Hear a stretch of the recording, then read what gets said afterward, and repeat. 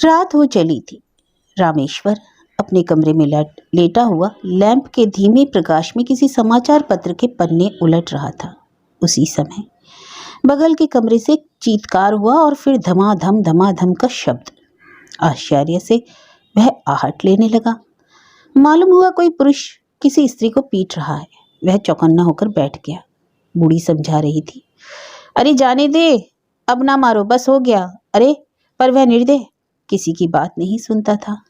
रामेश्वर कमरे से बाहर आ गया। देखा बगल वाले कमरे में जो किराएदार रहता है अपनी स्त्री की पीठ पूजा कर रहा है और बीच बीच में कहता जाता, अरे कुलटे, तेरे ही कारण आज मेरा जीवन कष्टमय हो गया। ओ पिशाचिनी, तूने कभी चैन से ना रहने दिया।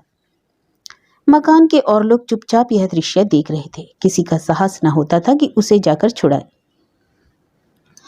वह पुरुष क्रोध के आवेग में कहता जाता, दिन भर हाय हाय कर पेट के लिए परिश्रम कर थका हुआ लौटता हूं तो यहां भी शांति नहीं। आज तो तेरे प्राण लूंगा और अपना भी अंत करूंगा। सहसा उस बूढ़ी स्त्री ने उस पुरुष का हाथ पकड़कर कहा, बेटा निरंजन, जाने दो, जो हुआ सो हुआ, अब शांत हो जाओ।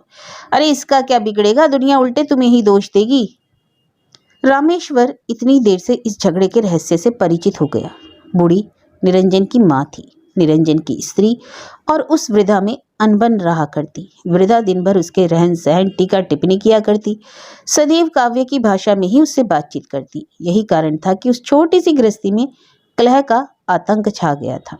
रामेश्वर ने देखा निरंजन का क्रोध भयानक रूप धारण कर रहा है और वह झपट कर फिर अपनी स्त्री की ओर बढ़ा। वह बेचारी असहाया विलाप कर रही थी। कैसा करुण दृश्य था। रामेश्वर का हृदय कांप उठा। वह अपने को अब ना संभाल सका। आगे बढ़कर द्वार के सामने खड़ा हो गया। लोग बड़े ध्यान से उसकी ओर देख रहे थे। उसने निरंजन को सचेत करते हुए कहा, भाई साहब, आपको यह शोभा नहीं देता। एक अबला के ऊपर आप इस तरह प्रहार कर रहे हैं। आपको लज्जा नहीं आती? खबरदार, बस हो चुका। अब यदि आपका हाथ चला तो अच्छा ना होगा। निरंजन की खून से लाल आंखें रामेश्वर के ऊपर गड़ गईं। उसने लड़खड़ाते हुए कहा, आप कौन होते हैं? उसी समय रामेश्वर का पक्ष लेकर मकान के और लोग सामने आए। उन लोगों ने कहा, हम लोगों के सामने आप ऐसा निंदनीय कार्य नहीं कर सकते।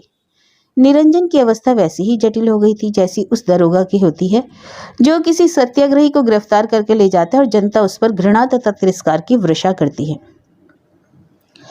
निरंजन शांत हो गया। उसकी स्त्री ने अपनी डबडबाई आंखों से रामेश्वर की ओर देखा। उस दिन से उसके हृदय में रामेश्वर के प्रति श्रद्धा का भाव निवास करने लगा। निरंजन की स्त्री का नाम था उर्मिला। यदि किसी से पूछा जाए कि संसार में सबसे बड़ा सुख का साधन क्या है, तो वह यदि झूठ ना बोले तो उसका उत्तर होगा नारी।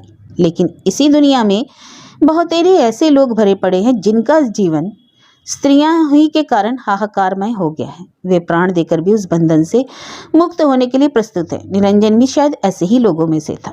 जिस उर्मिला के स्वागत में स्वभावतः कोई नवयुवक आंखें बिछाकर दिन और रात एक कर देता, वही उर्मिला निरंजन के लिए विष की प्याली बन गई। उस दिन से रामेश्वर के मन में उर्मिला के प्रति एक स्वाभाविक सहानुभूति जागृत हुई। अपने कमरे में बैठकर वह प्रायः उर्मिला की बातें सुना करता था, जिससे वह उसके संबंध में कुछ अधिक पता लगा सके, उसके स्वभाव का अध्ययन कर सके। इतने दिनों में रामेश्वर को ऐसा प्रतीत होने लगा कि उर्मिला सुंदरी है, सरल है, नम्र है और परिश्रमी भी। फिर उसे पाकर निरंजन संतुष्ट क्यों नहीं होता? 4 बजे सवेरे से उठकर उर्मिला जो गृहस्थी के काम में लगती तो फिर उसे दिन भर जैसे अवकाश ही न मिलता कि कभी वह अपने सुख की सुंदर कल्पना में लीन हो। और इस पर भी जब उठते बैठते वह बूढ़ी निरंजन की माँ व्यंग के वाण छोड़ती है तो उसका हृदय तिलमिला उठता है। उर्मिला आत्म अभिमानिनी थी। बुढ़िया की दृष्टि में यह सबसे बड़ा अपराध था। वह चाहती थी कि जिस तरह दिन भर उर्मिला काम करती है उस तरह बीच बीच में कभी कभी 2-4 खरी खोटी बातें भी सुनकर अपने भाग्य को सराहे और उसका उत्तर मुंह फुलाकर नहीं बल्कि हाथ जोड़कर दे। निरंजन की माँ की इस प्रवृत्ति को वे लोग भली भांति समझ सकते हैं जिन्हें कभी हिंदू समाज के गृहस्थ जीवन में ऐसी 2-4 बुढ़ियों को देखने और समझने का अवसर प्राप्त हुआ हो। युवतियां संकट के समय भी उल्लास भरे मन से हंसती बोलती हैं। यदि पति के स्नेह की शीतल छाया के नीचे 2 घड़ी विश्राम करना उनके भाग्य में बदा हो, किंतु उर्मिला के भाग्य में वह भी ना था। उसका पति ना जाने क्यों ऐसा नीरस था, जैसे जवानी की उन्मत्त आकांक्षाओं से तृप्त हो चुका हो। ठीक भी है, उसका यह दूसरा विवाह था, पहली स्त्री मर चुकी थी। निरंजन की प्रवृत्ति विवाह की ओर नहीं थी, किंतु अपनी माँ के कष्टों का ध्यान करके उसे विवाह करने के लिए बाध्य होना पड़ा। कुछ लोग ऐसी मनोवृत्ति के भी होते हैं जिनके मस्तिष्क में पत्नी का अर्थ दासी और विवाह का अर्थ गुलामी का पट्टा होता है। संभव है निरंजन ने अपने विवाह के समय इसी मंत्र का प्रयोग किया हो।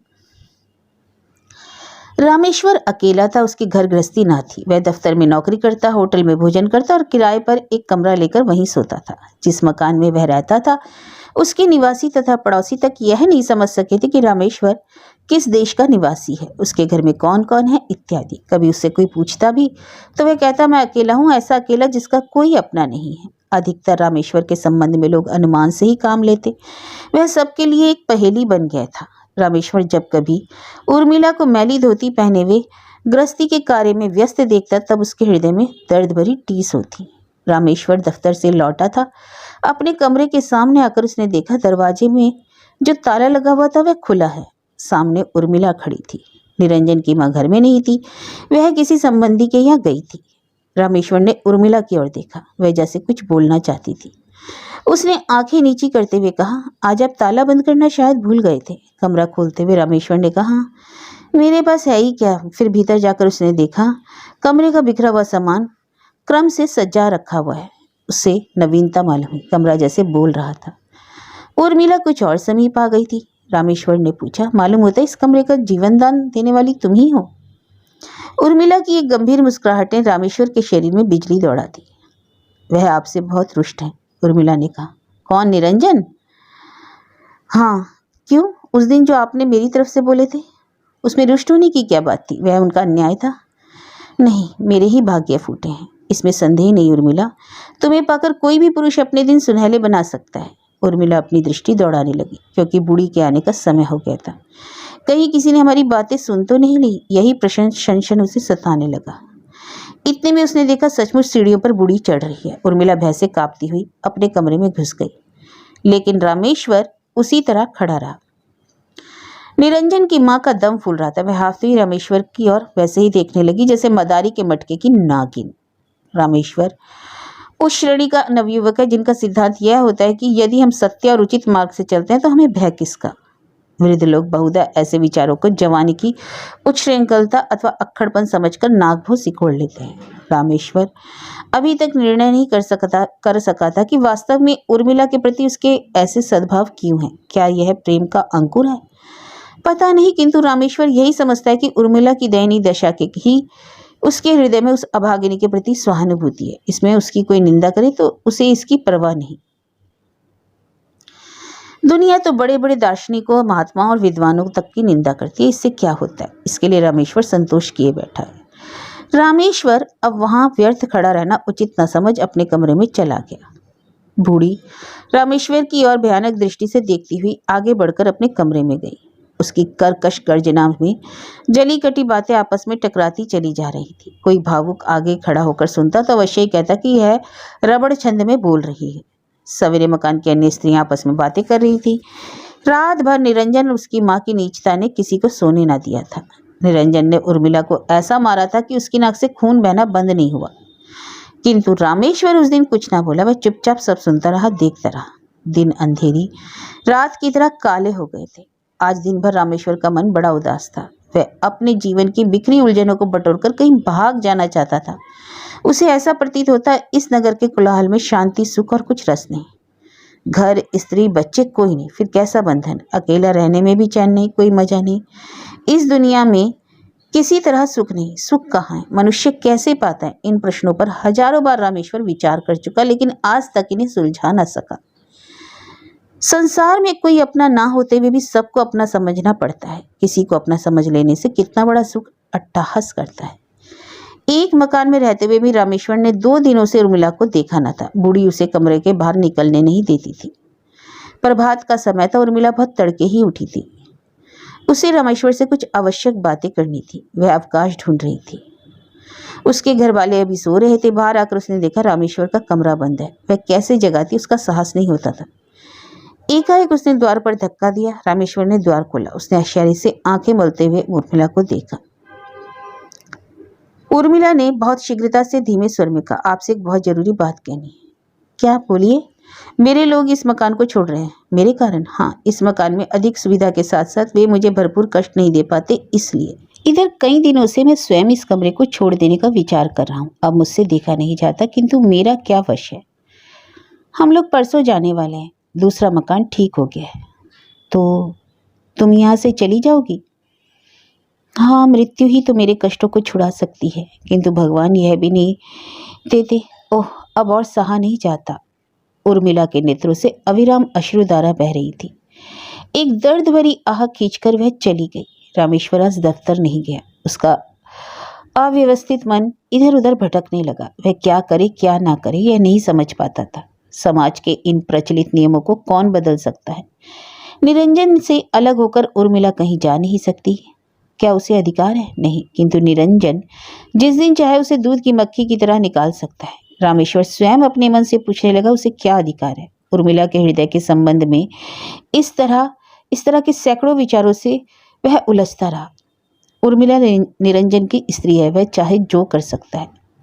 क्या रामेश्वर उसे अपनी बनाना चाहता है? नहीं तो संभव है वह यह भी जानता हो कि दूसरों की स्त्री को अपनी बनाकर वह कभी सुखी न रह सकेगा। फिर वह उर्मिला को सुखी देखना चाहता है। आज उर्मिला उसे जो बातें करने आई थी उसका तात्पर्य यह तो नहीं कि उसके कारण ही परिस्थिति और भयानक होती जा रही है और वह खुलकर उसे चले जाने के लिए नहीं कह सकी हो। उसने निश्चय किया कि अब यहाँ रहने से उर्मिला के कष्ट मेरे ही कारण बढ़ते जाएंगे, अतएव वह कमरा छोड़ देना ही मेरा कर्तव्य है। रामेश्वर उसी दिन मजदूरों को लाकर अपना सामान होटल में उठवा ले गया। अपने जीवन के पिछले दिनों में रामेश्वर के मन में यही उलझन रहती थी कि उसके मकान छोड़ देने में उर्मिला की सहमति थी या नहीं।